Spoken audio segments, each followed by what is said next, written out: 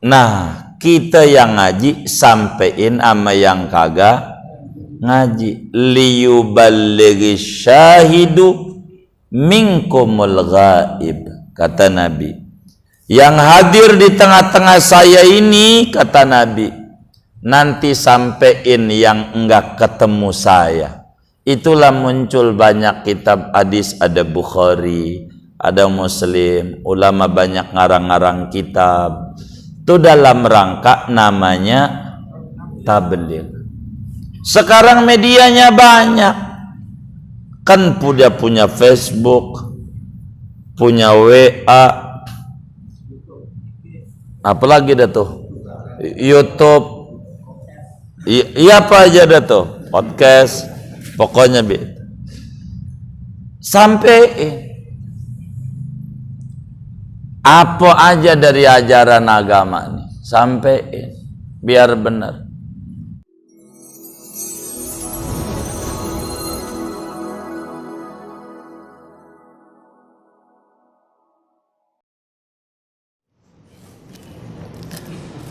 Assalamualaikum warahmatullahi wabarakatuh. Bismillahirrahmanirrahim. Alhamdulillahi rabbil alamin. Wassalatu wassalamu ala sayyidina Muhammadin wa ala alihi wa sahbihi ajma'in. Wadalilu ya, wadalilu ala dhalika law annahum katamu syai'an mimma umiru bitablighihi la umirna bil kitmani wa huwa khiyanatun muharramun mal'unun fa'iluhu wallahu la ya'muru bimuharramin. Adapun dalil atas yang demikian itu sifat tablighnya Rasul, yaitu andai bahwa mereka itu para Rasul menyembunyikan akan sesuatu dari apa yang mereka diperintahkan untuk menyampaikannya kepada makhluk, la umirna bil kitman, niscaya kita diperintahkan pula untuk menyembunyikan. Wa huwa khiyanatun, padahal menyembunyikan itu khianat, muharramun lagi haram, mal'unun fa'iluhu dilaknat pelakunya. Wallahu la ya'muru bimuharramin, dan Allah itu tidak pernah menyuruh dengan sesuatu yang haram.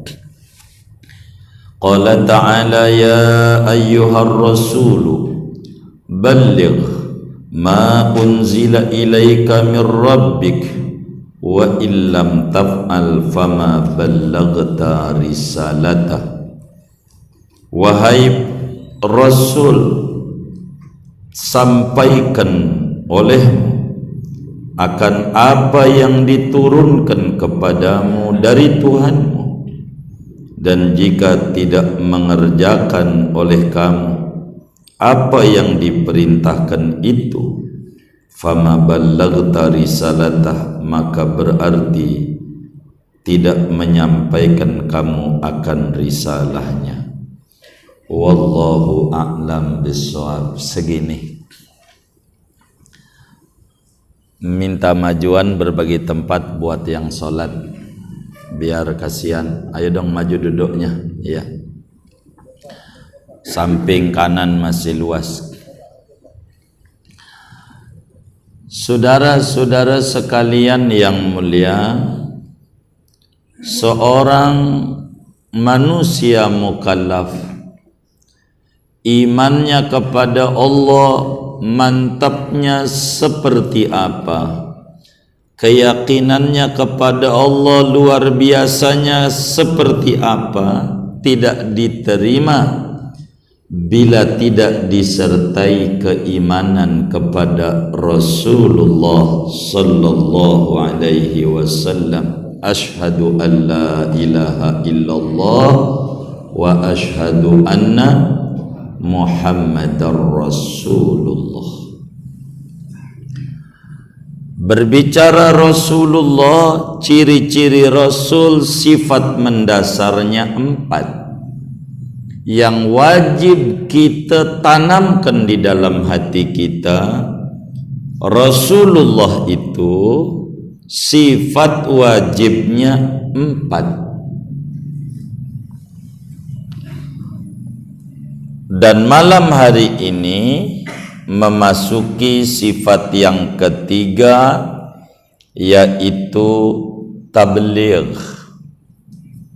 Bahwa Rasul itu, yang namanya Rasul, pastilah menyampaikan seluruh yang Allah perintahkan untuk disampaikan kepada manusia, kepada makhluk manusia dan jin. Bahkan bukan sekedar disampaikan, cara penyampaiannya pun dengan cara yang terbaik dan tercantiknya cara. Itulah Rasul-Rasul. Tidak ada satupun Rasul yang menyembunyikan, tidak menyampaikan misi risalah yang Allah perintahkan untuk disampaikannya. Kajian malam hari ini berbicara dalilnya, dalil tabligh. Inilah kajian kita malam hari ini. Oleh karena ma'rifatu Rasulillah, mengenal Rasul itu tidak bakalan disebut ma'rifat bila keyakinannya tidak disertai dalil, argumen, alasan. Kepercayaan kita kepada Rasul, bahwa Rasul itu memiliki sifat namanya tabligh. Kepercayaan ini belum disebut ma'rifat bila tidak disertai dalil. Sebab ma'rifat adalah i'tiqadun jazimun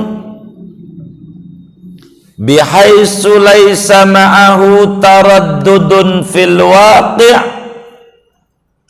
nasyi'un an dalilin. Sebagaimana di awal, yang namanya ma'rifat, keyakinan yang mantap, yang bulat, yang 100%, yang putus, yang tidak ada keraguan barang sedikit pun tentang Rasul bersifat tabligh, yang mana keyakinan itu berangkat daripada dalil. Itulah disebut ma'rifat. Dalil, saudara, ada 2. Ada dalil menurut akal, ada dalil menurut naqli, Quran, hadis. Dalil akal sasarannya untuk non-muslim,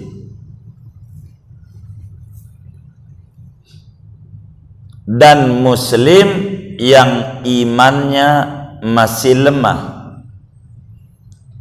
Sedangkan dalil naqli, Quran, hadis, sasarannya hanya muslim. Sasarannya. Kenapa? Karena kalau buat non-muslim pakai Quran, enggak percaya sama Quran. Kalau pakai hadis sama Nabi Muhammad kagak percaya, apalagi sama hadisnya, maka akal mereka. Bagi kita yang lemah begitu, yang dikit-dikit dalil harus menurut akal. Dalilnya mana? Kalau Rasul itu bersifat tabligh, pakai menggunakan dalil terbalik. Karena itu cara yang paling gampang tuh dalil. Terbalik itu menggunakan dalil kemustahilan. Karena Rasul wajib sifatnya tabligh, mustahil.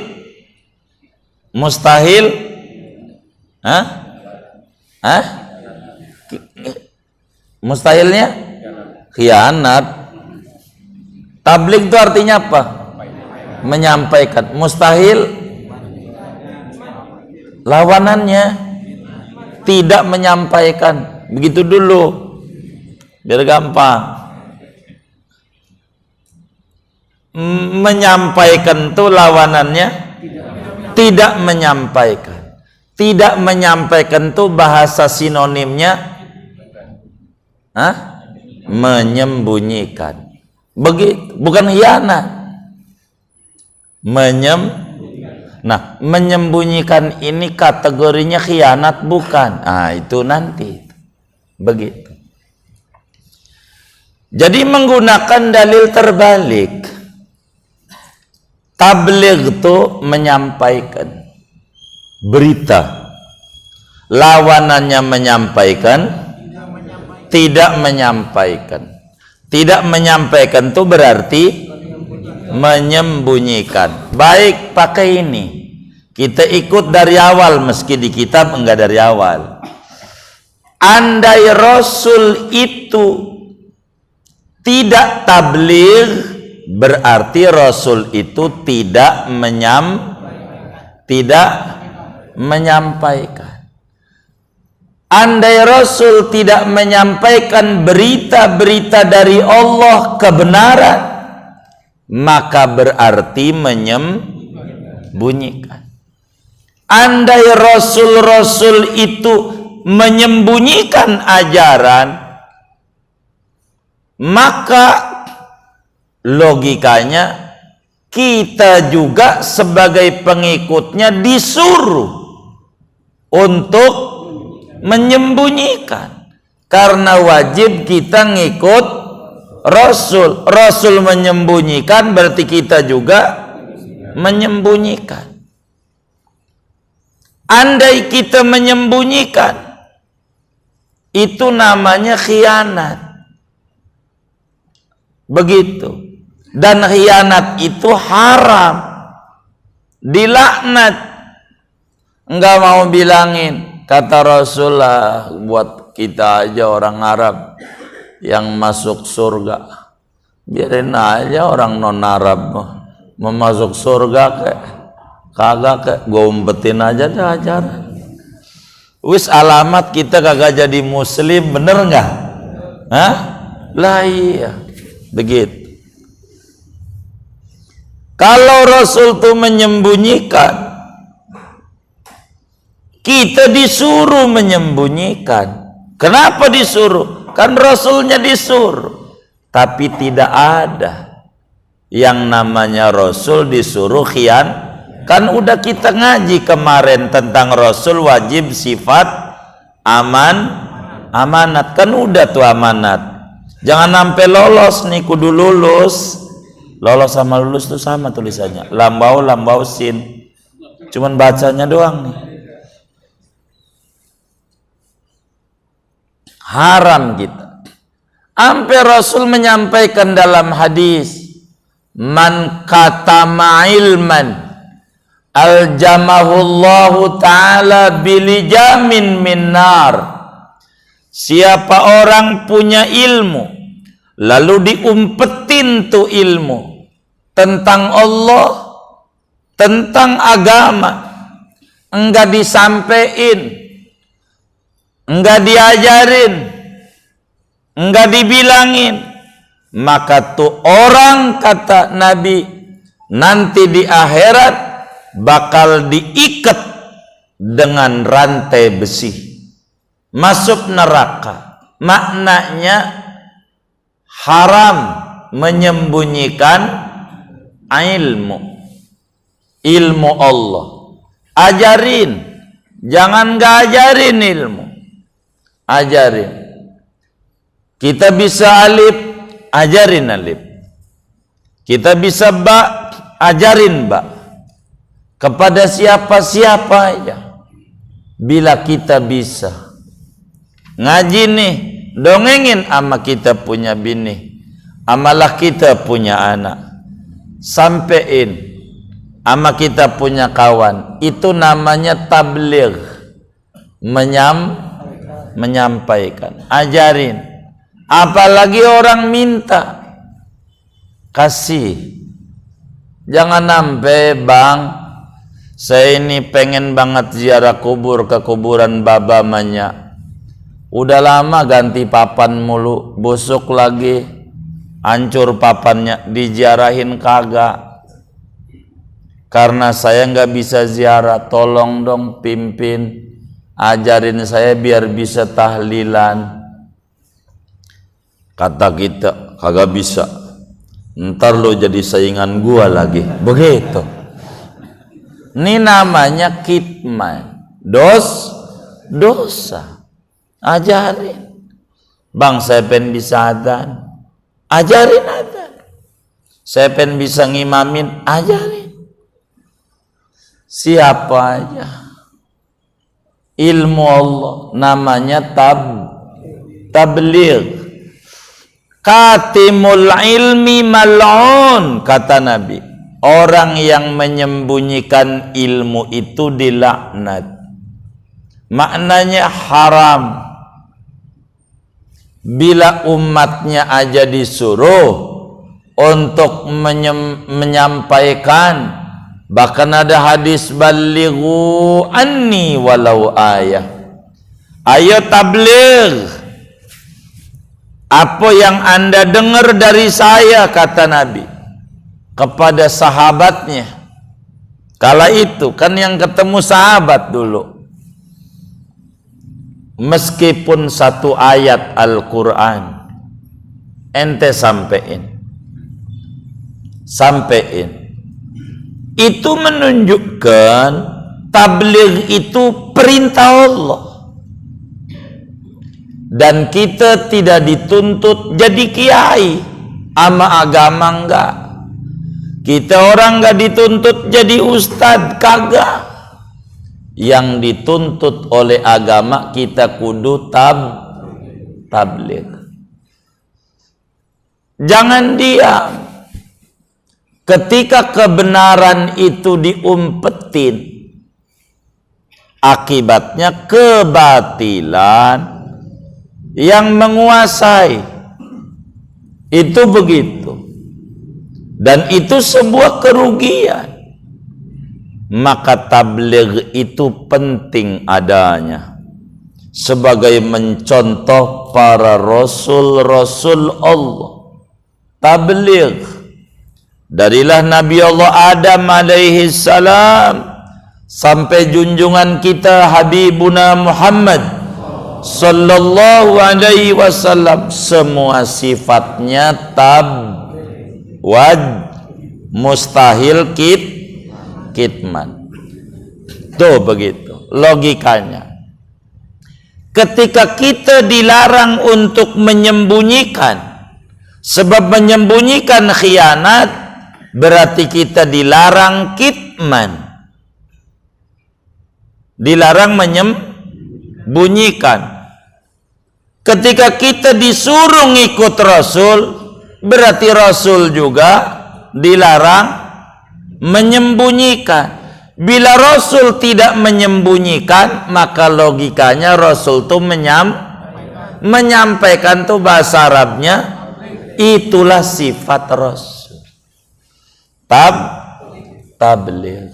Muslim tuh tulis fardu wudu ada 6 ternyata. Bikin di status kalau ngaji bab fardu wudu, bab cebok, begitu, kayak begitu.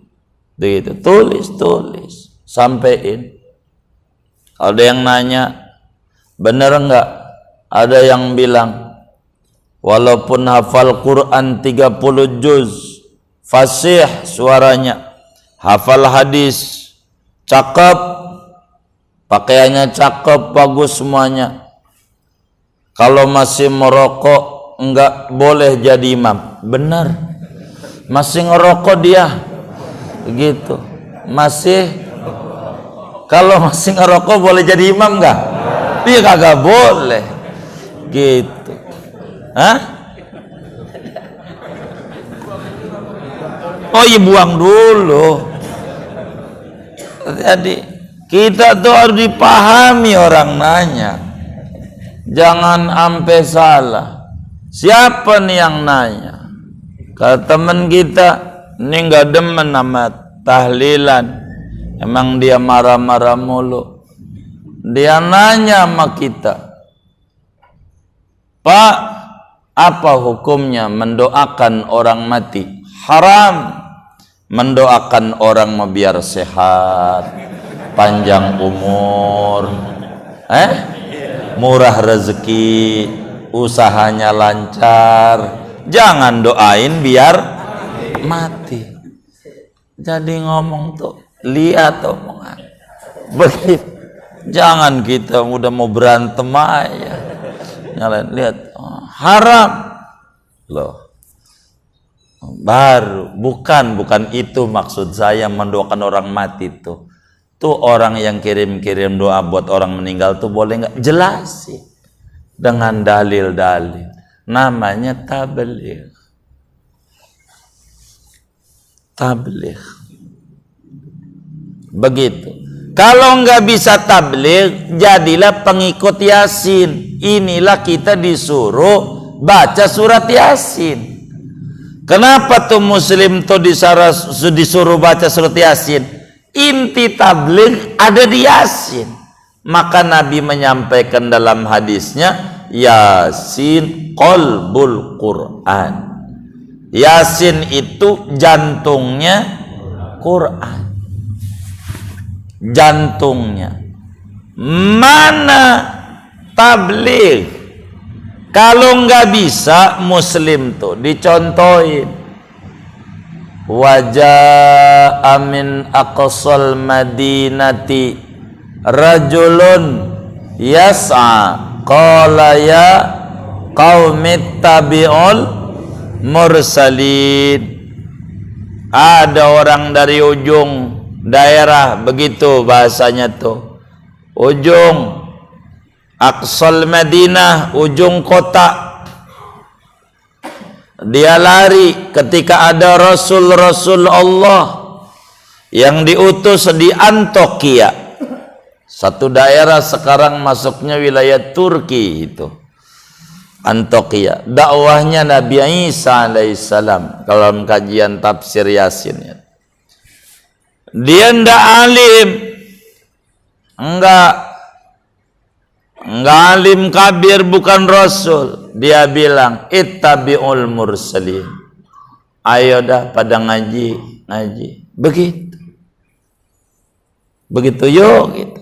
Nah, kita yang ngaji sampein sama yang kagak ngaji. Liyuballighi syahidu minkumul ghaib, kata Nabi. Yang hadir di tengah-tengah saya ini, kata Nabi, nanti sampein yang enggak ketemu saya. Itulah muncul banyak kitab hadis, ada Bukhari, ada Muslim, ulama banyak ngarang-ngarang kitab. Itu dalam rangka namanya tabligh. Sekarang medianya banyak. Kan dia punya Facebook, punya WA, apalagi dah tuh, YouTube. Iya apa aja dah tuh, podcast, pokoknya sampai apa aja dari ajaran agama nih, sampein biar benar. Ada yang nyampein, yang bikin banyak positif ini ternyata Omicron. Apaan? Omicron. Yang bikin positif tuh apa? Umi kelon. Kalau uminya dikelonin positif. Ada lagi. Iya juga ya kata saya. Jangan dicatat.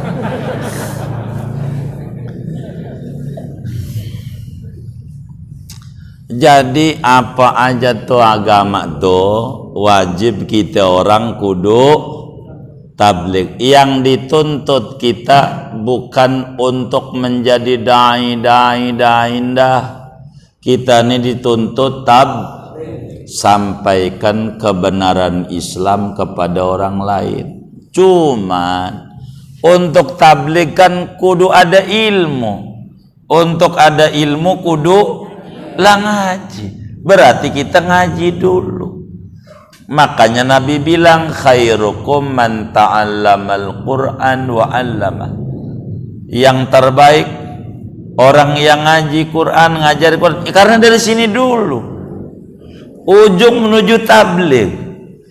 Kan kita kudu ngaji. Begitu. Kalau enggak bakal kesalahan. Kalau kita asal baca doang. Ada khotib Jumat dia baca, ada teksnya bahasa Arab. Ayyuhattas ittaqullah. Ini ayuhan nas bolong kertasnya. Jadi titik bawah itu ke bawah ke situ. Dia baca ayyuhattas. Nih gara-gara bolong. Jadi karena enggak ngerti ikut aja apa adanya. Gara-gara enggak ngerti. Ini yang salah. Airnya salah karena nggak ngaji. Hadis Nabi udah benar, bunyinya begini. Kata Nabi, hadisnya tuh kalau mengimamin, sawu sufufakum. Terjemahannya rapi dalam kamus-kamus bahasa Arab. Itu berubah. Ayo jaga jarak. Siapa tuh yang kayak begitu tuh? Ini yang usap-usap ini jangan-jangan. Itu sawu kagak ada, ayo jaga jarak. Enggak ada. Ini gara-gara enggak ngaji. Gitu. Sawu sufufak. Ayo jaga jarak. Bukan. Luruskan, rapatkan barisan sholat. Ini kudu tabligh. Kalau kita nggak tabligh salah. Tablighlah kita apa aja daripada kebenaran Islam. Dan itulah kenapa alhamdulillah wa syukurillah kita sekarang masih muslim dan sampai kiamat. Moga kita terus beragama Islam. Juga anak keturunan kita moga-moga semuanya muslim sampai kiamat. Kenapa ini? Karena pendahulu kita tabligh. Cuman kadang tabligh itu karena harus ada cara. Kalau tabligh itu tidak ada tede ngaling-ngaling, beda sama dakwah. Kalau dakwah itu beda sama tabligh. Kalau dakwah bahasanya bagaimana yang penting ajaran masuk, itu dakwah. Itu yang dilakukan oleh kakek nenek kita. Dia dakwah. Kalau tabligh harus utuh. Kalau dakwah bagaimana dikemasnya. Yang penting ajaran Islam masuk. Itu yang dilakukan oleh kakek nenek kita, buyut-buyut kita. Kata mereka, tong, kalau lu mau jalan-jalan takut pengen lu ngantongin genteng. Begitu. Itu namanya dakwah. Namanya suruh ngantongin batu. Takut jalan-jalan pengen lu ngantongin batu. Itu kalimatnya betul. Yang nggak betulnya itu kitanya. Kata kita berarti batu ini khasiatnya menahan Itu kita salah nangkep, itulah dakwah namanya. Ada kesalahan tangkepan kita. Dianggap batu itu bisa menahan karena kita keyakinannya mantepnya sama Allah beneran. Pas ngantongin batu kagak pengen itu kesalahan kita. Maksudnya kakek nenek kita, lu kalau mau jalan-jalan ngantongin batu, maksudnya takut kagak ada air. Alat buat cebok tuh dua. Pertama air.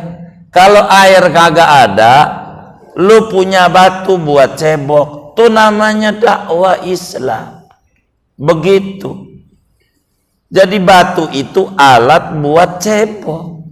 Maksudnya mereka itu kita salah nangkep. Dikata batu penangkal, itu masalah kita. Itu dakwah begitu bahasanya. Jadi mereka itu salah, kata kita. Itu ajaran sesat tuh. Masa ngantongin batu kagak bener? Enggak. Kitanya yang sesat. Dia tuh bener. Bagaimana cara menanamkan Islam? Namanya dakwah, lembut. Malam habis haul,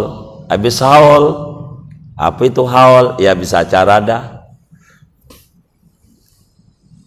Mau berbagi sama tetangga, sama family, lakan jauh. Mobil kagak ada.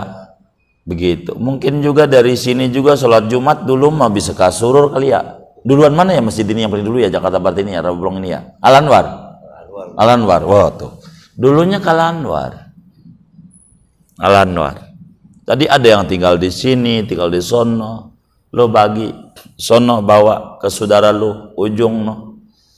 Bawa makanan. Enggak ditutup sama orang tua, lo tutup daun pisang. Begitu. Kata kita nanya lagi. Emang apa tutup? Takut dijilatin setan. Takut dijilatin. Oh iya, ngeri juga kalau hampir dijilatin setan ya. Begitu. Maka ditutup juga pakai daun pisang. Dijalani nama kita. Itu pikiran kitanya yang salah. Ajaran mereka benar. Kalau malam itu Allah turunin penyakit yang akan masuk pada wadah-wadah yang terbuka, maka tutup biar tidak terkena penyakit yang turun. Begitu. Cuman kalau ngomong begitu tuh mereka bakal ditanya sama anaknya, dalilnya mana? Enggak hafal. Masalahnya jiping, ngaji, nguping. Jiping doang mending, jider ngaji nyen lah. Ujung-ujungnya jidur. Ngaji lah tidur. Kan puyeng. Maka apa yang penting ajaran Nabi sampai bahwa kalau wadah kudu ditutup. Maka kata orang tua kita dulu, kalau lu kagak tutup dijilatin setan. Pernah dengar nggak begitu tuh? Oh iya, berarti orang dulu. Tuh begitu. Ajarannya nggak ada yang salah. Itulah namanya dakwah. Apa kek? Contoh lagi, dakwah-dakwah mereka semuanya benar. Lu punya alis jangan dikerok. Tuh begitu. Tuh orang dulu nih. Tahu alis nggak? Iya ini. Alis lu jangan dikerok sebab kelihatan setan. Ini bahasanya nih, ya bakal jadi berubah nih.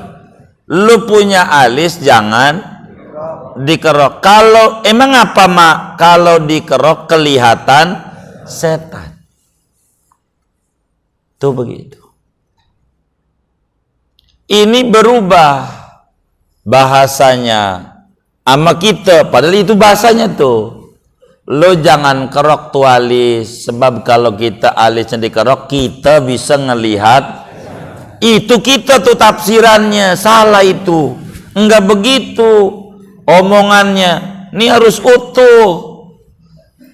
Lo jangan kerok alis lo. Emang apa? Pamali. Pamali kenapa? Tahu pamali? Iya. Kan dalilnya pamali dulu awalnya. Pamali kenapa? Lo nanti kelihatan setan. Lo mau begitu? Maksudnya orang tua kita, kalau yang namanya setan tuh kagak pakai, maka kalau kita nggak ada alis, kita kelihatan sama siapa? Sama orang. Begitu orang ngelihat kita, iya, kata bukan kita ngelihat, lihat kagak. Tapi karena kita takut bakal ngelihat setan, kan enggak dikerok juga. Yang penting pesan agamanya mas. Kalau dia bilang, awas, alismu jangan dikerok, haram hukumnya kerok. Kalau udah ngomong haram, bingung dalilnya mana, tuh puyeng. Jadi yang bagaimana pesan agama, yang penting masuk sampai. Itu orang dulu cara dakwahnya tuh begitu. Jadi bagaimana supaya dia bagus, tuh dalilnya. Itu suka diangkat tuh yang kayak terawih cepet segala macam. Terus ada sababnya itu. Begitulah cara kita dalam dakwah. Kalau dakwah ada kaidahnya. Beda sama tabligh. Kalau dakwah, ud'u ila sabili rabbika bil hikmah. 2 mau'idhah hasanah. 3 mujadalah hasanah. Itu metode dakwah. Besok kita bedah panjangnya. Begitu. Ini tabligh beda. Kalau tabligh, kata Al-Quran pada surat Al-Ma'idah ayat 67. Ya ayyuhar rasul balligh ma unzila ilaika mir rabbik wa illam taf'al fama ballaghta risalata. Wahai Rasul, yang namanya Rasul, baligh itu fi'il amar, amrun minallah bitabligh, perintah Allah untuk Rasul tabligh. Itu menunjukkan tabligh itu karakter Rasul. Tabligh itu Rasul sampaikan ajaran-ajaran yang Allah wahyukan kepadamu, yang diturunkan oleh Allah. Sampai mau enak mau tidak enak, tuh tabligh. Tuh bedanya. Kalau dakwah harus banyak cara. Beda sama tabligh. Kalau kita ini udah jadi satu, tabligh, dakwah, mau'idhah hasanah, taklim, jadi satu. Masing-masing ini terpisah. Kalau tabligh sampein apa adanya. Itu Rasul. Baligh ma unzila ilaika mir rabbik. Wa illam taf'al, kalau kau tak mengerjakan, enggak apa adanya, fama ballaghta risalata, belum tabligh namanya. Nabi ditanya oleh para kafir Madinah, ada sebagian dari Khaybar, tentang jumlah Ashabul Kahfi. Ada berapa jumlah Ashabul Kahfi? Ashabul Kahfi itu pemuda, bukan Nabi, bukan Rasul, tapi mukmin biasa, anak muda. Karena Islam itu bisa berkembang pada anak muda. Quran bilang innahum fityatun, bahasanya begitu. Amanu bi rabbihim wazidnahum huda. Mereka itu fityah, fatan. Fata itu pemuda. Di NU ada namanya fatayat NU, pemudi-pemudi NU. Fatayat dari fata. Fata itu pemuda. Mereka itu pemuda, jadi masih muda. Ditanya nih jumlahnya Nabi, ada berapa? Ashabul Kahfi. Kahfi itu goa, adanya di Yordan. Moga kita dikasih rezeki luas oleh Allah, besok lusa kita bisa ziarah ke Yordan. Kalau ke Yordan kita ziarah ke Ashabul Kahfi, ke goanya. Ziarah juga ke sahabat Nabi kaya raya. Banyak tuh orang yang keren pengen kaya dia. Namanya Abdurrahman bin Auf. Abdurrahman bin Auf. Ada juga yang ke laut mati, pengen jadi kentung. Tahu kentung? Ngambang aja di air. Jin dan Jun. Itu di Yordan. Ada berapa jumlah Ashabul Kahfi ini?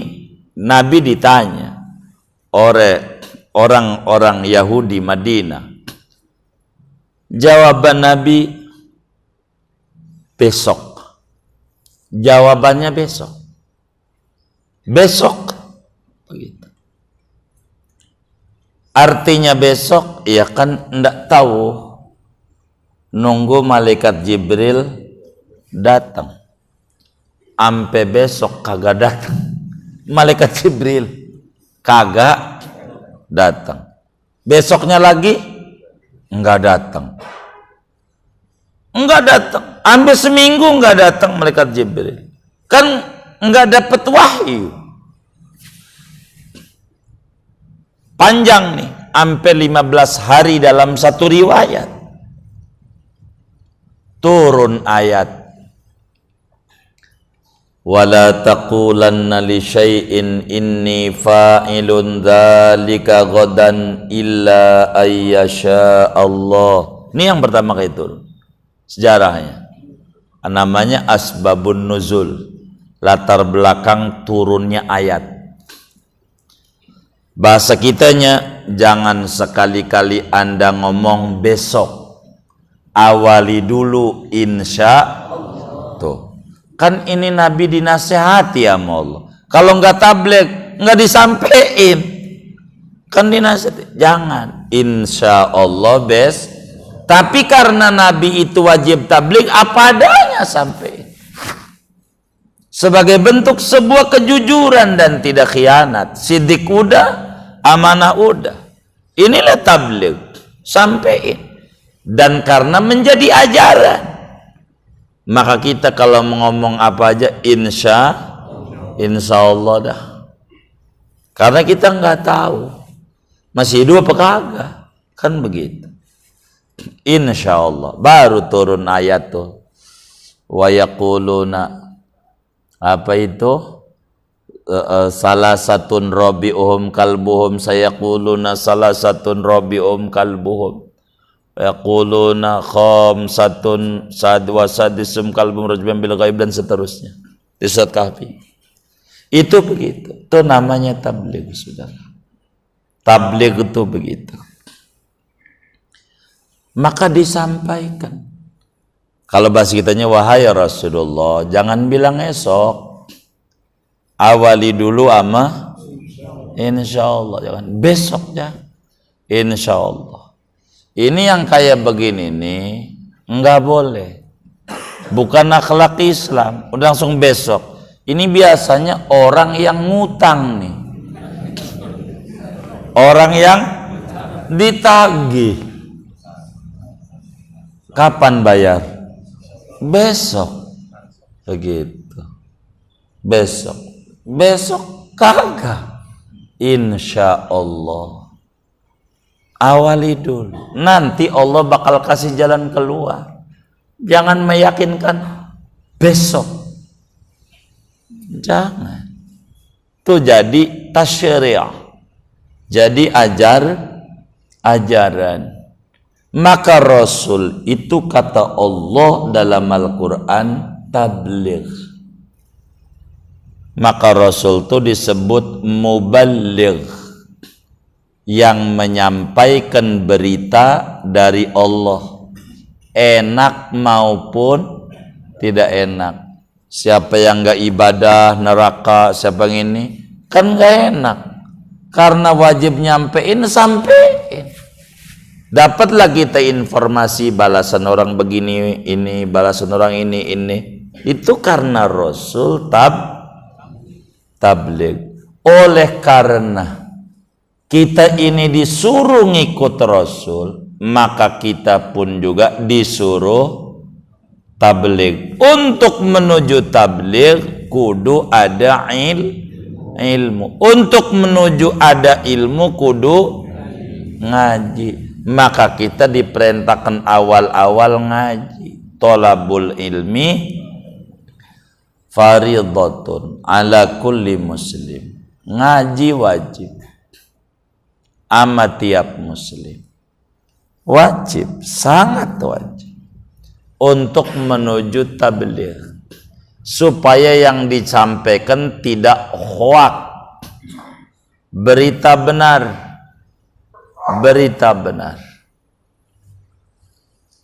Itulah namanya disebut tabligh. Maka kita kudu ngaji, mengejar warisan-warisan Rasulullah sallallahu alaihi wasallam. Ngaji, jangan ndak ngaji kita. Rugi kalau kita nggak ngaji. Guru mah teknis, guru mah boleh mati, guru mah boleh ganti, guru boleh mati. Ngaji mesti terus. Kenapa? Untuk menuju arah tabligh, sebagai kita menyampaikan ajaran. Begitu.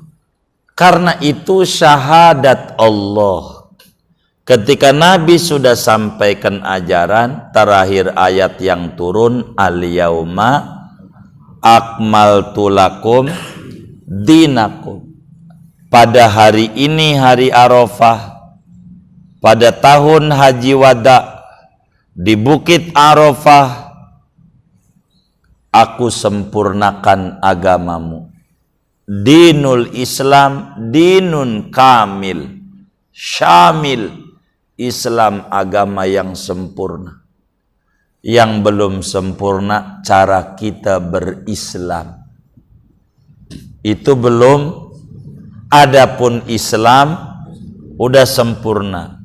Inilah yang disebut menuju manusia seutuhnya, menuju insan kamil. Mencontoh Habibuna Muhammad sallallahu alaihi wasallam, sedikit demi sedikit kita contoh untuk menuju tabligh. Yang kecil aja, pakai sendal kanan dulu. Orang tua dulu begitu. Kalau pakai baju kiri dulu sendal, kaki bagus. Artinya kalau kiri nggak bagus. Begitu. Nggak bilang sunatnya. Kalau itu tuh dalilnya mana? Puyeng. Kalau kita bakal ditanya dalil mulu, puyeng. Karena kita nggak ada kemampuan, paling keluarnya golok. Lu mau ngacak-ngacak ajaran kakek moyang tuh begitu. Paling begitu. Gara-gara kita kagak ngaji dah. Jadi enak. Begitu. Jadi enak. Kita ikut alurnya. Kalau orang tuh begini, alurnya begini. Tuh begitu. Namanya disebut tabligh. Ketika tabligh Nabi dimusuhin. Wong tabligh